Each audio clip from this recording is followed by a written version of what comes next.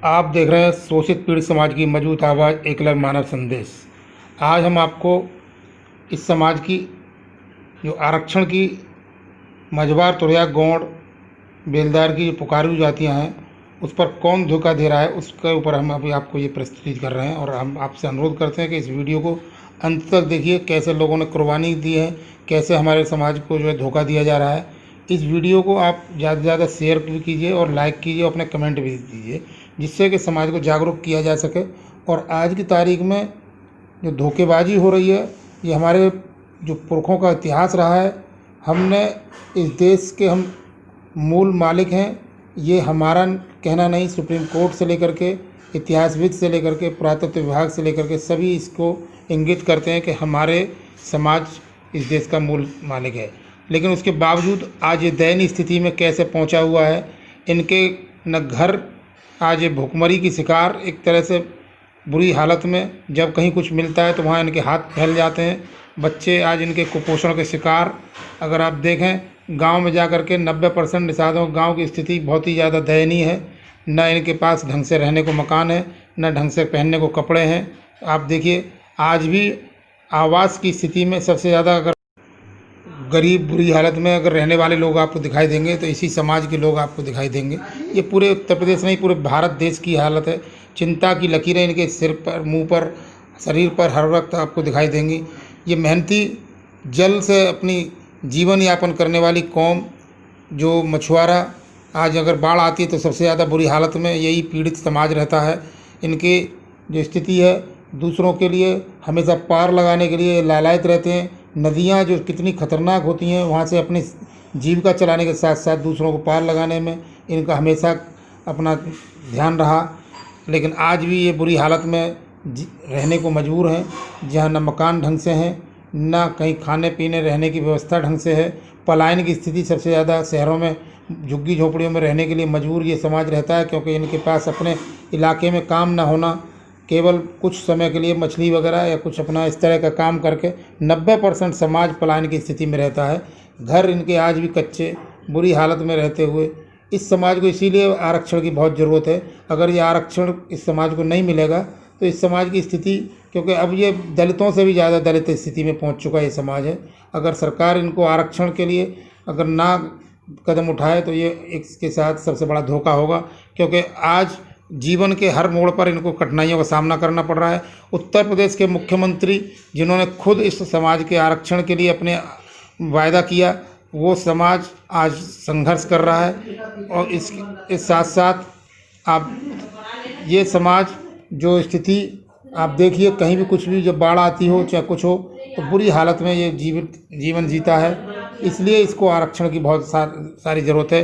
बहुत सारे परिवार हर साल जिस समाज के बाढ़ से पीड़ित होते हों, वो समाज कैसे तरक्की करेगा। इसके लिए 70 साल से हम देश की आज़ादी में देख चुके हैं कि सबसे दयनीय स्थिति में ये पहुंच गया, क्योंकि इसको संरक्षण नहीं मिल पाया। जो नदियों का मालिक था, घर आज इनके टूटते हैं। आज नदियों से जो आमदनी हो सकती थी, पुल से हो सकती थी, मछली से हो सकती थी, उसको जब नहीं मिल पा रही तो ये आंदोलन करता है कि मुझे आरक्षण दे दो। आंदोलन में जान भी देता है। पहला शहीद हुआ वीर शहीद अखिलेश निषाद, जिसने इटावा से जाकर के अपनी जान गोरखपुर में दी। कंचन निषाद, हरनाथ बिंद, ऐसे हमारे शहीद हुए। इससे पहले देश की आज़ादी में लोचन निषाद और समाधान निषाद ने देश की आज़ादी में अपनी जान दी।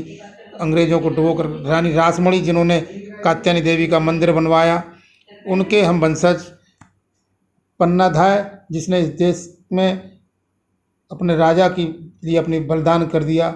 मच्छिंद्रनाथ महाराज, जिनका आज मंदिर मठ से निकला हुआ साधु शासन इस देश में कर रहा हो। चाहे मेवाड़ के राजा के रूप में हम के लिए हमने किया हो बलिदान, आज हम नदियों में पड़े हैं सुनसान।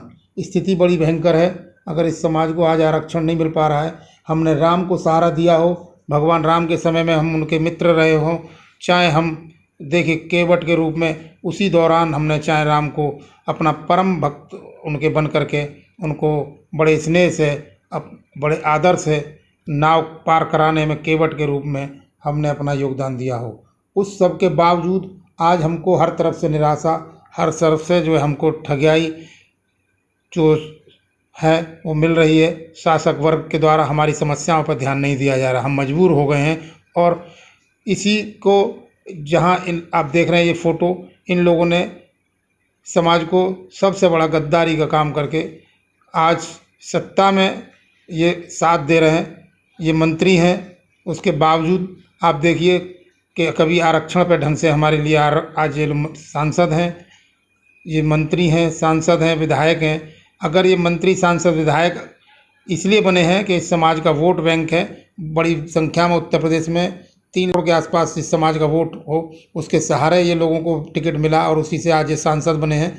राज्यसभा हो, चाहे विधान परिषद हो, चाहे विधानसभा हो, उसके बावजूद ये लोगों में इतनी नैतिकता नहीं रही कि इस समाज को आरक्षण नहीं मिल रहा तो ये अपनी आवाज़ बुलंद कर सकें। इन लोगों को कायदे से क्या कहा जा सकता है, आप अपने आप ही अंदाज़ लगा सकते हैं कि केवल अपना स्वार्थ के वशीभूत होकर के ये लोग समाज की आरक्षण की आवाज़ को आज ढंग से अपनी सरकार में प्रस्तुत नहीं कर पा रहे, अपना सरकार पर दबाव नहीं कर पा रहे, जबकि उसी सरकार के मुखिया ने कहा था, सुनिए आप क्या। कंजर है और गौड़ है। गौड़ मध्य प्रदेश में अगर आप जाएंगे तो उन्हें अनुसूचित जनजाति का दर्जा है, लेकिन उत्तर प्रदेश, पूर्वी उत्तर प्रदेश में आप देखेंगे तो वह अनुसूचित जाति में आता है। तो इन सभी को अनुसूचित जनजाति में शामिल करके उसका लाभ उन्हें प्रदान किया जाए। समाज की मुख्य धारा में हम उन्हें कोई अपनी तरफ से हम उन्हें गिफ्ट नहीं दे रहे हैं, कोई वरदान नहीं दे रहे हैं। यह हमारा एक दायित्व है, एक राष्ट्रीय दायित्व है कि जो समाज की, राष्ट्र की विपन्न परिस्थितियों में रक्षा किए हैं, अगर आज विपन्न है तो हम उनके सहयोग के लिए आगे आए, उन्हें सामाजिक न्याय की स्थापना करके राष्ट्र को सशक्त बनाए। एक दूसरा, यहां पर जो कुछ प्रस्ताव आए हैं, कुछ माननीय सदस्यों ने दिया है। महोदय, एक जाति है हमारे यहाँ निषाद, केवट, माझी, धीवर, ये जो जातियां हम बिहार में अनुसूचित जाति में आती है, हमारे उत्तर प्रदेश में पिछड़ी जाति में आ जाती है। उत्तर प्रदेश सरकार ने इससे संबंधित एक प्रस्ताव भी केंद्र को भेजा है कि इन्हें भी अनुसूचित जाति में शामिल किया जाए। मैं आपके माध्यम से माननीय मंत्री से अनुरोध करना चाहूंगा कि निषाद, केवट, धीवर, मांझी, बिंद आदि जो जातियां हैं, इन्हें भी शासन, ये आपका मंत्रालय नहीं, लेकिन जो भी हमारे माननीय मंत्री हैं, नारायण स्वामी जी हैं, वह संबंधित मंत्री तक इस बात को पहुंचाने का कार्य करें कि इन जातियों की स्थिति अत्यंत बदहाल है, अत्यंत पिछड़ी है, बहुत कमजोर है। अलग अलग स्थानों पर अलग अलग, दिल्ली में कुछ, बिहार में कुछ, उत्तर प्रदेश में कुछ। इसलिए इन सबको भी अनुसूचित जाति में शामिल करके सही अर्थों में शासन की कल्याणकारी योजनाओं का लाभ इन्हें मिले, सामाजिक न्याय की स्थापना हो और राष्ट्र को सख्त बनाने में योगदान ये जातियां दे सके, उनका लिया जा सके। आपने मौका दिया।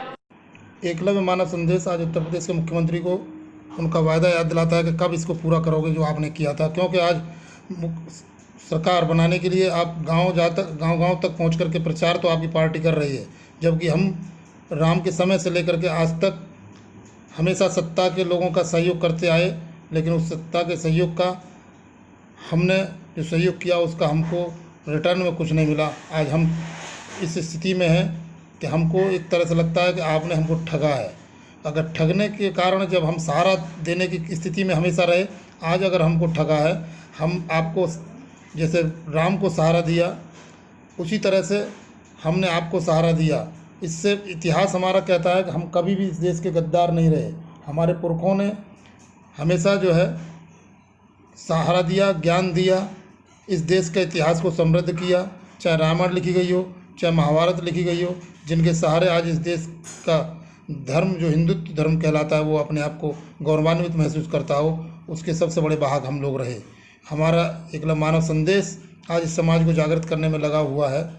वीर शहीद अखिलेश निषाद जिसने जान दी, उसके बलिदान को एकलव्य मानव संदेश भूलने नहीं देना चाहता। हमेशा जो हमारे समाज के लोगों को याद दिलाता है कि अगर धोखा आज सरकार दे रही है, जिसमें अखिलेश निषाद की जान गई, कंचन निषाद की जान गई, आप देखें, जिस ऐसे लोग जिन्होंने अपने घर से निकल के जान दी, चाहे हरनाथ बिंद हों, उन्होंने अपने जान दी।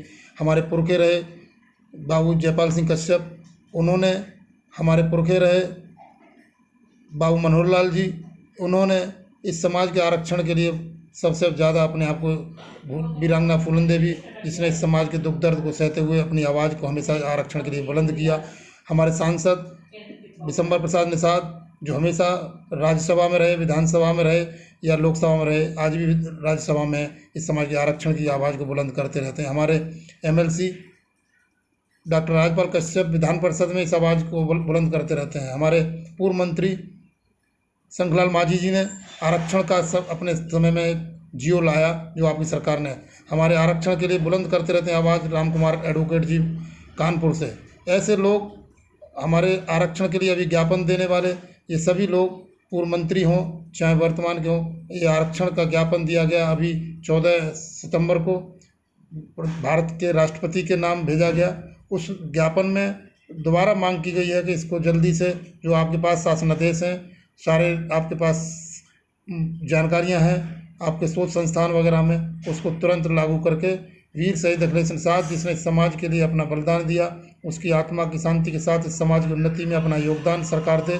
क्योंकि हम नदियों से, हमारे आपने पुल बना करके हमारे रोजगार को तो छीन लिया, लेकिन हमारे लिए आपने उसका इंतजाम नहीं किया कि हम इस समाज को कैसे करके आगे बढ़ा सकते हैं। आज हम हमेशा आपदा में सरकार का साथ देते रहे हैं, लेकिन साथ में जो लोग आज अगर इस समाज की आवाज़ को बुलंद करने के लिए जिनको रखा गया, अगर वो आरक्षण नहीं मिल रहा है, तो मेरा कहना है कि उनको त्याग पत्र दे करके सड़क पे आकर के अगर आरक्षण की बात नहीं उठाते तो ये समाज को गुमराह किया जा रहा है।